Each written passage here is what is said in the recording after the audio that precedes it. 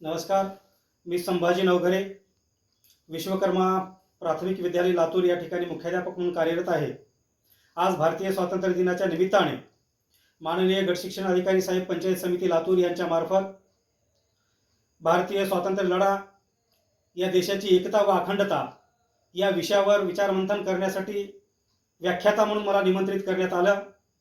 त्यांच्या आदेशानुसार आज मी या ठिकाणी ऑनलाईन माध्यमातून या ठिकाणी भारतीय स्वातंत्र्य लढा या देशाची एकता व अखंडता या विषयावरती माझे विचारमंथन करणार आहे. मित्रांनो, सर्वप्रथम भारतीय स्वातंत्र्य लढ्याच्या 74व्या वर्धापन दिनाच्या निमित्ताने मी सर्व देशवासियांना मनापासून हार्दिक शुभेच्छा देतो. आजचा दिवस हा सबंध भारतीयांच्या दृष्टिकोनातून एक सुवर्ण अक्षरांनी लिहावा, आनंदोत्सव साजरा करावा अशा प्रकारचा हा दिवस आहे. कारण हा दिवस पाहण्यासाठी, या दिवसाची सकाळ उजळण्यासाठी, या दिवसाची सोनेरी किरण पाहायला मिळावीत यासाठी म्हणून या देशाच्या स्वातंत्र्य लढ्यामध्ये ज्या देशभक्तांनी योगदान दिलेलं आहे त्या सर्व देशभक्तांना सुरुवातीला या ठिकाणी विनम्र अभिवादन करतो. भारतीय स्वातंत्र्य लढ्याच्या संदर्भामध्ये जाजेला अशा प्रकारचा इतिहास या देशाचा सुवर्णाक्षराने लिहावा अशा स्वरूपाचा आहे. कारण भारत हा एक अखंड अशा प्रकारचा देश आहे. जगाच्या पाठीवरती सर्वात श्रीमंत देश म्हणून एकीकडे ओळखला जाणारा भारत, या देशाला सोने की चिडिया म्हणून ओळखलं जातं. या देशामध्ये प्रचंड मोठ्या प्रमाणामध्ये सोन्याच्या खाणी आहेत. अशा प्रकारची एक मानसिकता जगाच्या पाठीवरती निर्माण झालेली होती. सबंध जगाचं आकर्षण म्हणजे भारत होता.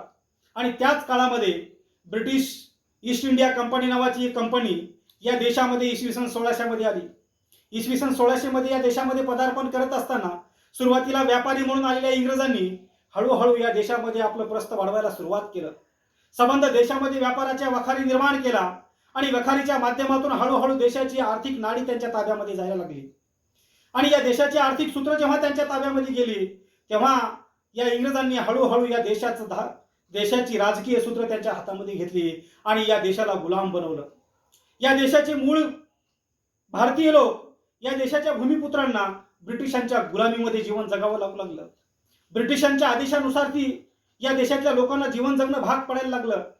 या देशामध्ये तयार होणारा कच्चा माल ब्रिटिश लोक हे मातीमोल किमतीमध्ये विकत घ्यायचे आणि याच मालावरती प्रक्रिया करून त्याचं पक्क्या मालामध्ये रूपांतर केल्यानंतर मात्र भरमसाठ किमतीनं याच देशामध्ये ते विकलं जायचं.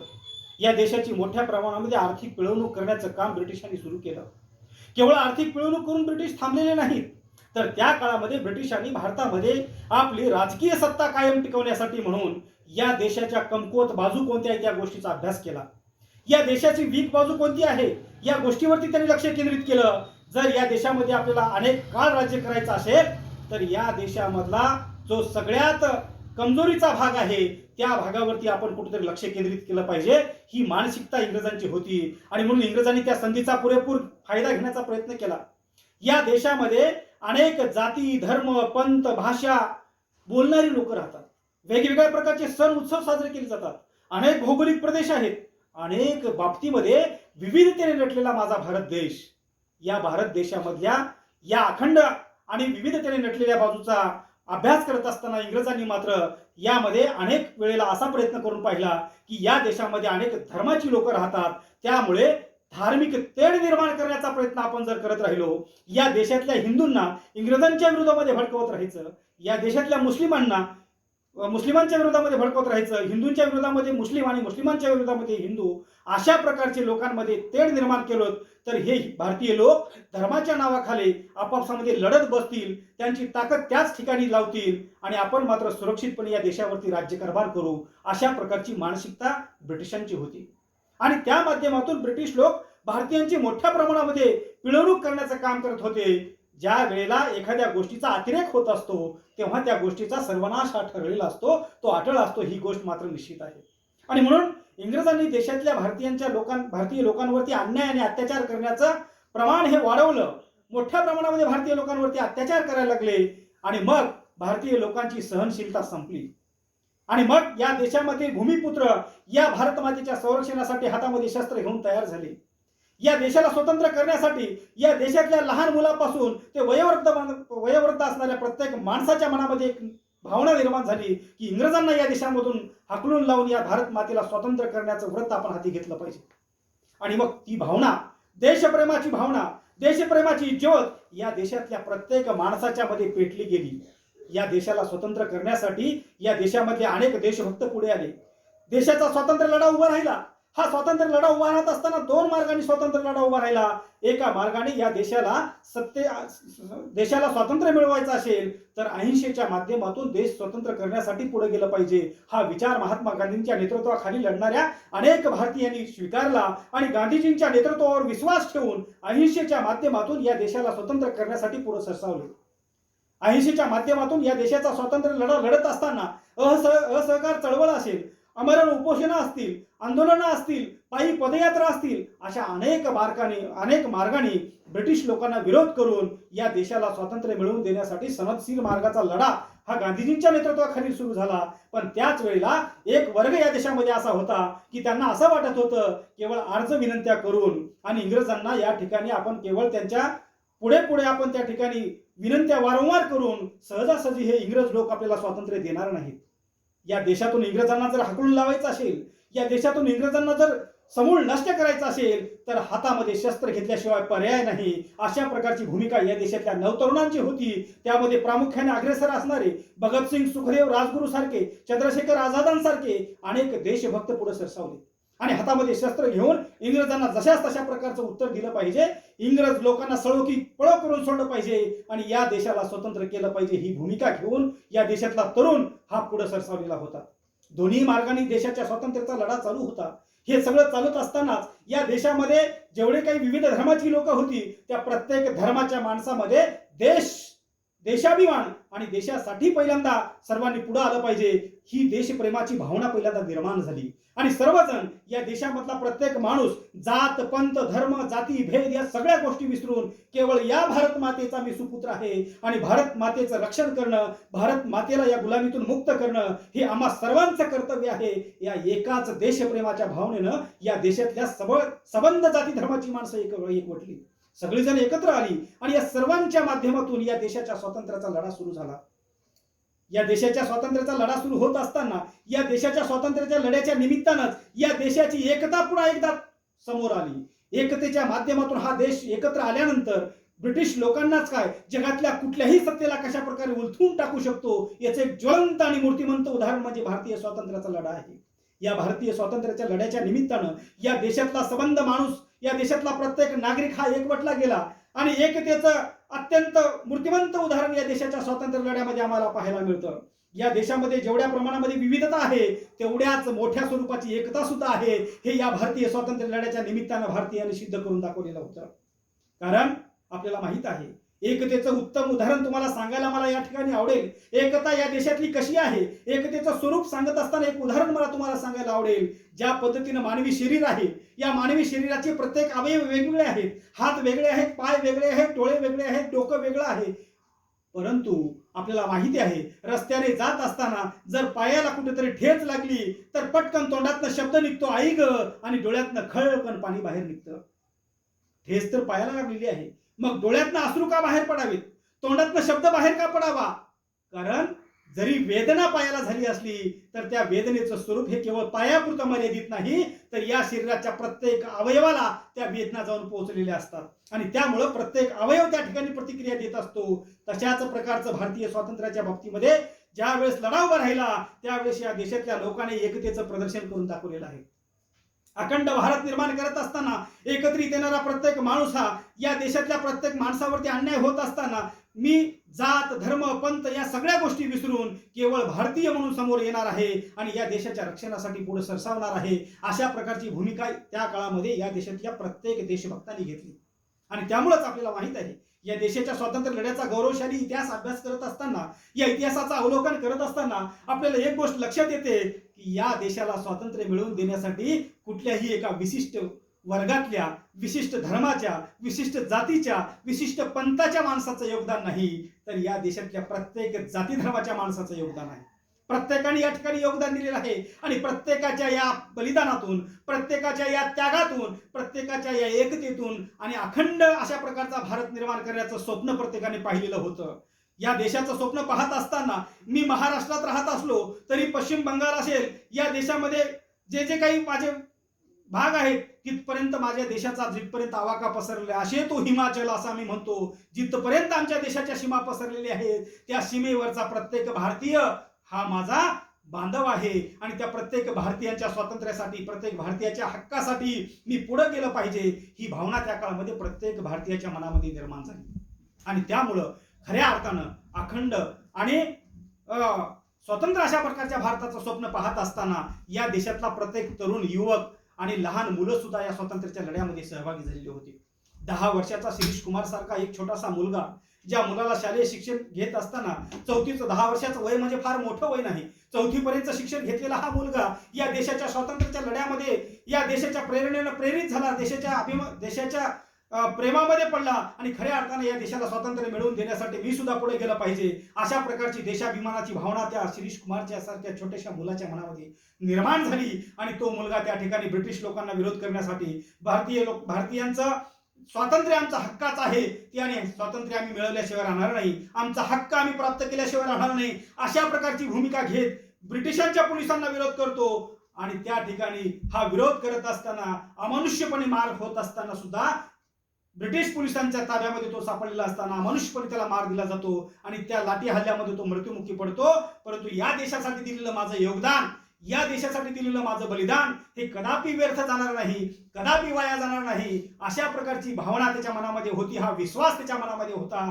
कारण या देशातला प्रत्येक माणूस हा माझ्या त्यागातून, या माझ्या बलिदानातून पुन्हा एकदा उभं राहणार आहे आणि या देशाला स्वातंत्र्य मिळवून देण्यासाठी आपल्या प्रत्येक भारतीयांच्या मनामध्ये ही भावना निर्माण होणार आहे आणि देश स्वतंत्र करण्यासाठी प्रत्येक भारतीय पुढे सरसावणार आहेत ही भावना त्या शिरीष कुमारच्या मनामध्ये होती, हा विश्वास त्याच्या मनामध्ये होता. आणि तो विश्वास सार्थ केलेला आपल्याला पाहायला मिळतो. हा विश्वास सार्थ करत असताना अनेकांनी अनेक वेळेला तुरुंगवास भोगलेले होते. केवळ तुरुंगवासच भोगला नाही तर ऐन तारुण्याच्या उमेदीमध्ये भगतसिंग, सुखदेव, राजगुरू सारख्या तरुणांनी या देशाच्या प्रेमासाठी, या देशाच्या स्वातंत्र्यासाठी, या देशाला अखंडपणे अबाधित ठेवण्यासाठी आणि कुठल्याही परकीय लोकांना माझा देश गिळंकृत करू देणार नाही, तर माझा देश आणि या देशातला प्रत्येक माणूस हा मुक्तपणे जगला पाहिजे, त्यांना त्यांचे हक्क आणि अधिकार मिळाले पाहिजे अशा प्रकारची भावना मनामध्ये ठेवून जर हे मिळवून देण्यासाठी आम्हाला आमचा प्राण द्यावा लागणार असेल, आम्हाला आमचं बलिदान द्यावं लागणार असेल, तरी ते बलिदान देण्यासाठी आम्ही तयार आहोत, सज्ज आहोत अशा प्रकारची भूमिका घेत हसत हसत फासावरती जाणारे तरुण ऐन तारुण्यामध्ये या देशाच्या स्वातंत्र्यासाठी मरण स्वीकारणारे आणि केवळ मरण स्वीकारत असताना दुःख न मानता हसत हसत फासाला कवटाळणारी या देशाची तरुण खऱ्या अर्थाने आमच्या देशाची प्रेरणा आहेत, आमच्या देशातल्या युवकांची ऊर्जा आहेत, या देशातल्या युवकांचं फार मोठं ते प्रेरणास्थान आहेत. आणि अखंड भारत निर्माण करत असताना या देशातल्या प्रत्येक देशभक्तानं दिलेलं बलिदान, त्यांनी केलेला त्याग, ह्या गोष्टी आम्हाला कदापि विसरून चालणार. कारण आज देशाला स्वतंत्र होऊन 74 वर्ष झाली. देश स्वतंत्र झाल्यानंतर 74 वर्षामध्ये आम्ही काय मिळवलेलं आहे, या देशाच्या लोकशाहीमध्ये आज आम्हाला अनेक प्रकारच्या भारतामध्ये समस्या पाहायला मिळतात. आजही देशामधला प्रत्येक माणूस हा सगळ्या समस्येतून मुक्त झालाय असं नाही. देश स्वतंत्र झाला म्हणजे आमच्या पुढचे सगळेच प्रश्न संपलेत असं नाही. आजही या देशासमोर अनेक प्रकारचे प्रश्न निर्माण झालेले आहेत. स्वतंत्र भारतामध्ये आज आमच्या देशामध्ये जेव्हा महिलांवरती अत्याचार होतात, महिलांवरती अन्याय होतात, महिलांना हुंडाबळीसाठी मारलं जातं, महिलांना जन्मा अगोदर येण्यासाठी स्त्री भ्रूण हत्येच्या माध्यमातून ठार केलं जातं, तेव्हा खऱ्या अर्थानं आम्हाला कुठेतरी ह्याही गोष्टीचं आत्मपरीक्षण करण्याची गरज निर्माण होते की या देशाला स्वातंत्र्य मिळवून देण्यासाठी आमच्या देशातल्या त्या देशभक्तांनी केलेलं बलिदान खरंच कुठेतरी व्यर्थ तर गेलं नाही ना, त्या बलिदान कुठं वाया तरी गेलं नाही ना. या गोष्टीचं कुठेतरी आत्मपरीक्षण करण्याची वेळ आज सबंध भारतीयांच्यावरती आलेली आहे असं मला वाटतं. कारण या देशामधले आजचे प्रश्न जेव्हा आम्ही पाहतो, या देशामध्ये आज अनेक प्रकारचे प्रश्न निर्माण झालेले आहेत. शेतकऱ्यांचे प्रश्न आहेत, बेरोजगारांचे प्रश्न आहेत, शिक्षणाचा प्रश्न आहे. या देशामध्ये आज जातीय आणि धार्मिक दंगली जे काही निर्माण होत आहेत, या सगळ्या निर्माण होत असताना या देशातल्या प्रत्येक जाती धर्माच्या माणसाने पुन्हा एकदा या देशाच्या स्वातंत्र्य लढ्याकडे न्याहाळून पाहण्याची गरज आहे. या स्वातंत्र्य लढ्याला आत्मसात करण्याची गरज आहे. अरे बाबा, या देशाला स्वतंत्र करण्यासाठी ज्या ज्या देशभक्तांनी बलिदान दिलं, त्या देशभक्तांनी बलिदान देत असताना कधी मी माझ्या जातीसाठी त्याग करतो आहे, माझ्या धर्मासाठी माझं बलिदान देतो आहे, ही भावना मनामध्ये ठेवलेली नव्हती. तर ते बलिदान देत असताना माझा देश हा स्वतंत्र झाला पाहिजे. या देशातला प्रत्येक माणूस हा स्वतंत्रपणे जीवन जगला पाहिजे. प्रत्येकाला त्याचे हक्क आणि अधिकार मिळाले पाहिजे आणि त्याला मुक्तपणे जीवन जगता आलं पाहिजे. ही भावना त्या देशामधल्या प्रत्येक देशभक्तांची होती आणि म्हणून त्या देशभक्तांनी या प्रचंड आणि उदात्त हेतून या देशाला स्वातंत्र्य मिळवून देण्यासाठी खूप मोठा त्याग केलेला आहे, खूप मोठं बलिदान दिलेलं आहे आणि म्हणून त्यांच्या बलिदानाचं आम्हाला स्मरण ठेवण्याची खऱ्या अर्थानं गरज आहे. आज या देशामध्ये जे जे काही प्रश्न निर्माण झालेले आहेत, या देशामध्ये जे जे काही समस्या निर्माण आहेत, या सगळ्या समस्येतून आम्हाला देशाला बाहेर काढायचं असेल आणि या देशाला, या देशभक्तांच्या स्वप्नातला भारत पुन्हा एकदा निर्माण करायचा असेल, एक त्या भारतामधला ज्या ज्या देशभक्तांनी त्याग केलेला आहे, ज्या ज्या देशभक्तांनी बलिदान दिलेलं आहे, त्या प्रत्येक देशभक्तांचं देशवासियांचं एकच स्वप्न होतं की माझा देश हा भारत या स्वातंत्र्य लढ्याच्या निमित्तानं जर मुक्त झाला तर भविष्यामध्ये या देशाची एकता आणि अखंडता ही कधीही अबाधित राहिलीच पाहिजे, ही कधीही नष्ट होता कामा नाही, अशा प्रकारची भूमिका या देशातल्या प्रत्येक देशभक्ताची होती. आणि म्हणून आज आमच्या समोरचं सगळ्यात मोठं आव्हान जर कोणतं असेल तर आम्हाला स्वातंत्र्य तर मिळालेलं आहे, आम्ही मुक्त तर झालेलो आहोत, स्वातंत्र्य लढा या देशाची प्रेरणा आहे. या प्रेरणेतून आम्हाला एकच गोष्ट शिकली पाहिजे, ती महत्वाची गोष्ट म्हणजे या देशाची एकता आणि या देशाची अखंडता आम्हाला कायम ठेवता आली पाहिजे. या देशाची एकता कायम ठेवायची असेल तर या देशातल्या प्रत्येक माणसाने पहिल्यांदा मनामध्ये एकच गोष्ट जपली पाहिजे. ती गोष्ट जपत असताना जरी प्रत्येक माणसाला त्या त्या धर्मानुसार आचरण करण्याचा अधिकार या घटनेने दिलेला आहे, प्रत्येक माणसाला त्याच्या प्रांतानुसार सण उत्सव साजरे करण्याचे अधिकार या घटनेने दिलेले आहेत, प्रत्येक माणसाला भाषण स्वातंत्र्य दिलेलं आहे, प्रत्येक माणसाला धर्म स्वातंत्र्य दिलेलं आहे. परंतु हे सगळं करत असताना सुद्धा, हे सगळं बाजूला ठेवत असताना आपल्याला एक गोष्ट लक्षात ठेवली पाहिजे प्रत्येकानं की भारत हा माझा देश आहे आणि या भारताचं अखंडत्व कायम ठेवणं ही माझी पहिली जबाबदारी आहे. या देशाची एकता कायम ठेवणं ही माझी पहिली जबाबदारी आहे. अखंड आणि एकरूप भारत हे प्रत्येक भारतीयांचं स्वप्न असलं पाहिजे. अखंड भारत हे प्रत्येक भारतीयांचं स्वप्न असलं पाहिजे. कारण जोपर्यंत आम्ही एकत्र राहतो, अखंडपणे राहतो, तोपर्यंत खऱ्या अर्थानं जगामध्ये आम्ही आमची ताकद दाखवू शकतो. एक उत्तम उदाहरण तुम्हाला पुन्हा एकदा सांगायला, छोटंसं उदाहरण तुम्हाला सांगायला आवडेल. जे कुटुंब एकत्र राहतं, जे कुटुंब संयुक्त कुटुंब म्हणून वावरतं, ज्या कुटुंबामध्ये 4 भाऊ एकत्र राहतात, गुण्या गोविंदाने राहतात, जरी त्यांच्यामध्ये वैचारिक मतभेद असले तरी ते एकत्र बसून ते सोडवतात आणि त्या कुटुंबाच्या विकासासाठी काय करता येईल, त्या कुटुंबाला पुढे घेऊन जाण्यासाठी काय करणं गरजेचं आहे, यावरती विचार विनिमय करतात. त्या कुटुंबाची प्रगती व्हायला वेळ लागत नाही, ते कुटुंब हे झपाट्याने पुढे जात असतं. तशाच पद्धतीने भारत हे एक आपलं कुटुंब आहे आणि या कुटुंबातले आपण प्रत्येकजण सदस्य आहोत आणि म्हणून या प्रचंड मोठ्या भारतीय कुटुंबाला, या देशाला जगातल्या प्रगतशील राष्ट्रापैकी एक राष्ट्र म्हणून आम्हाला पुढे न्यायचं असेल, खऱ्या अर्थानं या देशाचे माजी राष्ट्रपती डॉक्टर APJ अब्दुल कलाम यांचं एक स्वप्न होतं. ते स्वप्न तुम्हा आम्हा सर्वांनाच माहित आहे की या देशाला एक जागतिक महासत्ता बनवायचं आहे आणि ही जागतिक महासत्ता जर बनवायचं असेल तर पहिल्यांदा या देशातल्या प्रत्येक भारतीयांच्या मनामध्ये एकच स्वप्न आलं पाहिजे. या प्रत्येक भारतीयांच्या मनामध्ये एकच विचार आला पाहिजे. तो विचार हा असला पाहिजे की या देशाला मी सातत्यानं एकता आणि अखंडता कायम ठेवण्यासाठी, या देशाची एकता आणि या देशाची अखंडता अबाधित ठेवण्यासाठी मला जे जे काही करणं गरजेचं आहे ती प्रत्येक गोष्ट मी करायला तयार आहे. परंतु माझ्या देशाची एकता आणि माझ्या देशाची अखंडता ही कधीही बाधित होणार नाही, या गोष्टीसाठी मी सदैव जागरूक राहील. ही भूमिका जर या देशाच्या प्रत्येक भारतीयांनी घेतली, या देशाच्या प्रत्येक जाती धर्माच्या माणसांनी जर घेतली, या देशाच्या प्रत्येक प्रांतातल्या माणसांनी जर घेतली तर मला वाटतं या देशातला जातीयवाद, या देशातला धर्मवाद, या देशातला भाषावाद, या देशातला प्रांतवाद हा समूळ नष्ट व्हायला वेळ लागणार नाही. आणि ज्या वेळेला या देशातला ही सगळे जे वाद आहेत, ज्यांना आम्ही या देशातले जातीयवाद, प्रांतवाद, भाषावाद या प्रकारच्या ज्या काही वाद आज आमच्या मनामध्ये निर्माण झालेले आहेत आणि आमचे विचार हे कुठेतरी संकुचित होत चाललेले आहेत, या संकुचित विचारांना समाप्त करून, या संकुचित विचारांना नष्ट करून पुन्हा एकदा अखंड आणि एकरूप भारत निर्माण करण्याचं स्वप्न या देशातल्या प्रत्येकाने पाहिलं पाहिजे. आणि हे स्वप्न पाहत असताना संकुचित विचारांना आम्हाला कुठेतरी बाजूला ठेवलं पाहिजे. प्रत्येकाने त्यांच्या त्यांच्या प्रांतानुसार वावरलं पाहिजे, त्यांच्या त्यांच्या धर्मानुसार आचरण केलं पाहिजे. पण हे सगळं करत असताना सगळ्यात पहिल्यांदा या देशाचं संविधान हा सगळ्यांचा एक आदर्श अशा प्रकारचा धर्मग्रंथ आहे आणि त्या देशाच्या संविधानानुसार, या देशाच्या संविधानाचा सन्मान हे पहिल्यांदा प्रत्येक भारतीयांचं कर्तव्य असलं पाहिजे. या देशाच्या संविधानाचा आदर्श प्रत्येकाने घेतला पाहिजे. कारण जगातलं सगळ्यात मोठी लिखित राज्यघटना म्हणून आज आमच्या देशातल्या राज्यघटनेकडे पाहिलं जातं. आणि ही राज्यघटना या देशातल्या प्रत्येक भारतीयांना एकत्रित ठेवण्याचं काम करते. या देशाचा अखंडत्व अबाधित ठेवण्याचं काम खऱ्या अर्थाने या देशाच्या संविधानामध्ये आहे. आणि म्हणून या संविधानाचं रक्षण करणं, या संविधानाचं आचरण करणं आणि या संविधानाला अबाधित ठेवून त्या संविधानानुसार आचरण करणं हे पहिल्यांदा प्रत्येक भारतीयांचं स्वप्न असलं पाहिजे. त्यानुसार प्रत्येक भारतीयानं पुढे गेलं पाहिजे. अशा पद्धतीने जर आम्ही पुढे जायला लागलो, अशा प्रकारची भावी पिढी या देशातली निर्माण करण्याचं काम खऱ्या अर्थानं मला वाटतं आम्हा गुरुजनांच्या वरती आहे.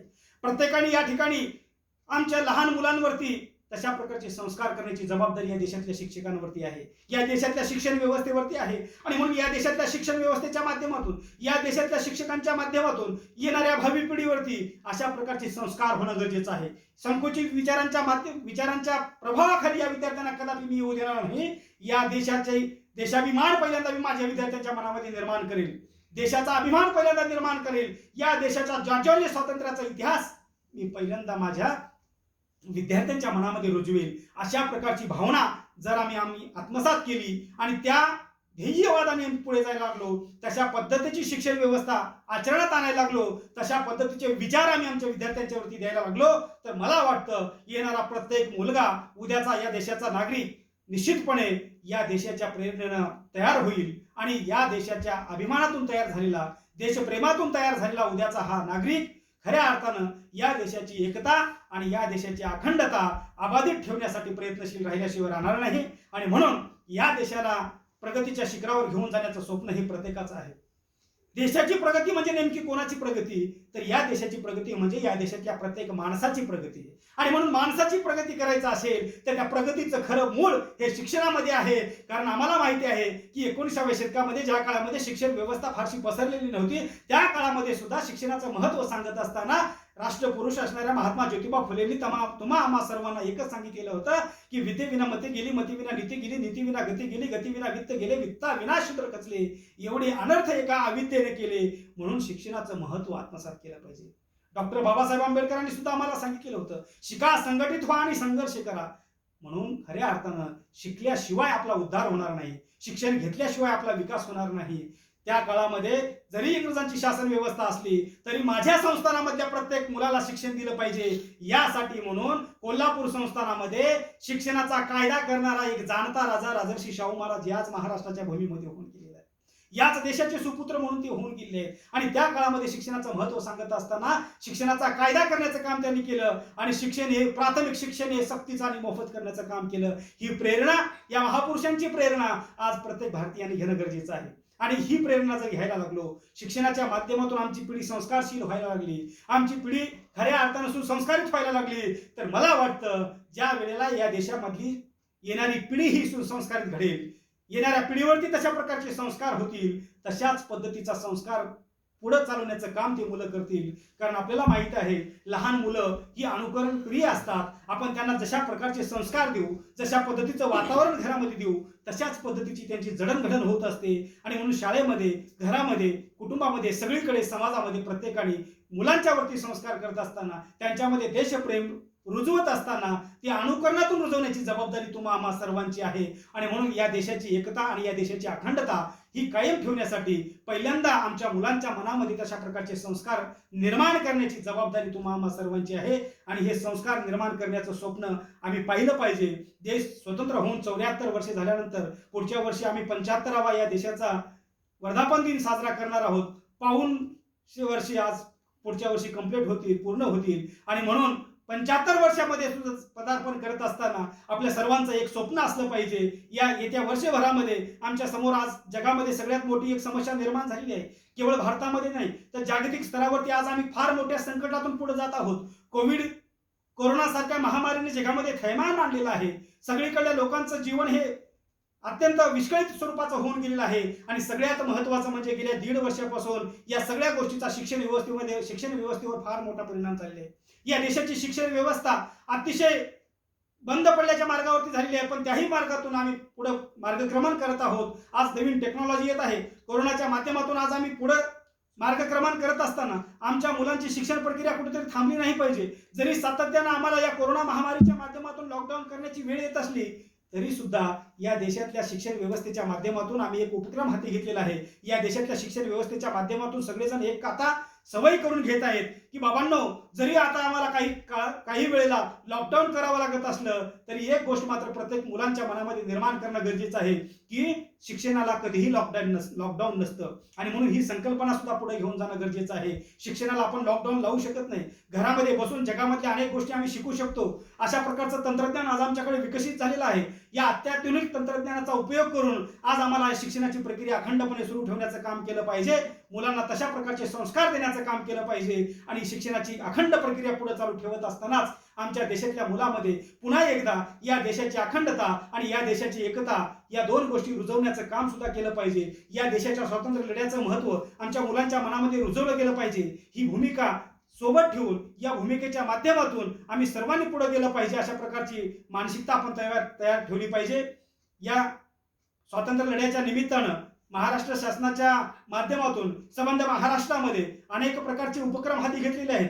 जरी आज कोरोना सदृश्य परिस्थिती असली, प्रत्यक्ष आम्ही मुलांना एकत्र आणू शकत नसलो, मुलांना मार्गदर्शन करू शकत नसलो, तरी आज मी माझ्या घरी बसून या ठिकाणी या देशाच्या स्वातंत्र्य लढ्याच्या निमित्तानं या देशाच्या स्वातंत्र्य लढा, या देशाची एकता आणि या देशाची अखंडता या विषयावरती माझे विचार तुम्हापर्यंत पोहोचवण्याचं काम करतो आहे. तशाच पद्धतीचे अनेक उपक्रम ऑनलाईन माध्यमातून आज या ठिकाणी विद्यार्थ्यांच्या घराघरामध्ये जाऊन पोहोचलेले आहेत. आणि हे उपक्रम या स्वातंत्र्य दिनाच्या निमित्ताने या ठिकाणी अत्यंत चांगल्या पद्धतीने राबवले जात आहेत.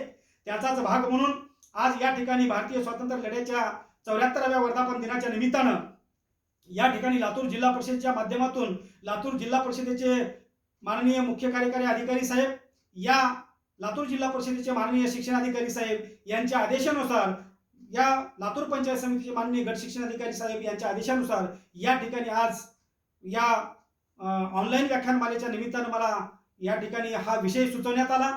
या विषयासाठी मला निमंत्रित करण्यात आलं आणि या विषयावरती माझे विचार मंथन करण्यासाठी मला या ठिकाणी ऑनलाईन माध्यमातून या ठिकाणी निमंत्रित केलं गेलं. आज या ऑनलाईन माध्यमातूनच या ठिकाणी आपण सुचवलेल्या या विषयावरती भारतीय स्वातंत्र्य लढा, या देशाची एकता आणि या देशाची अखंडता अबाधित ठेवण्यासाठी काय करणं गरजेचं आहे या प्रकारचा एक विचार आपल्या सर्वांच्या समोर ठेवलेला आहे. आणि या निमित्तानं पुन्हा एकदा या देशातल्या संबंध विद्यार्थ्यांना, संबंध देशवासियांना मी विनंती करतोय की या देशाची अखंडता आणि या देशाची एकता कायम ठेवण्याचं स्वप्न हे आपल्या प्रत्येकाचं अंतिम स्वप्न असलं पाहिजे आणि ते स्वप्न आपण कधीही आपल्या डोळ्याआड होऊ देता कामा नये. अशा प्रकारची भूमिका घेऊन आपण पुढे जाऊयात आणि या देशाचा जाज्वल्य अशा प्रकारचा स्वातंत्र्याचा लढा हा आपण आपली प्रेरणा म्हणून आपल्यासोबत ठेवूयात. आपल्या भावी पिढीला त्या प्रकारची प्रेरणा आपण एक शिदोरी रूपाने त्यांच्यापर्यंत पोहोचूयात आणि या देशाला या स्वातंत्र्य मिळवण्यासाठी केलेलं देशवासियांचं त्याग, देशभक्तांचं बलिदान हे आपण व्यर्थ जाणार नाही या प्रकारचा संकल्प या निमित्तानं करूयात आणि या देशाला अखंड अबाधित ठेवण्यासाठी, या देशाची एकता कायम ठेवण्यासाठी सर्वजण या ठिकाणी एकनिष्ठ राहूयात, तशा प्रकारचा संकल्प करूयात आणि अशा प्रकारची विनंती मी या ठिकाणी आपल्या सर्वांना करतो.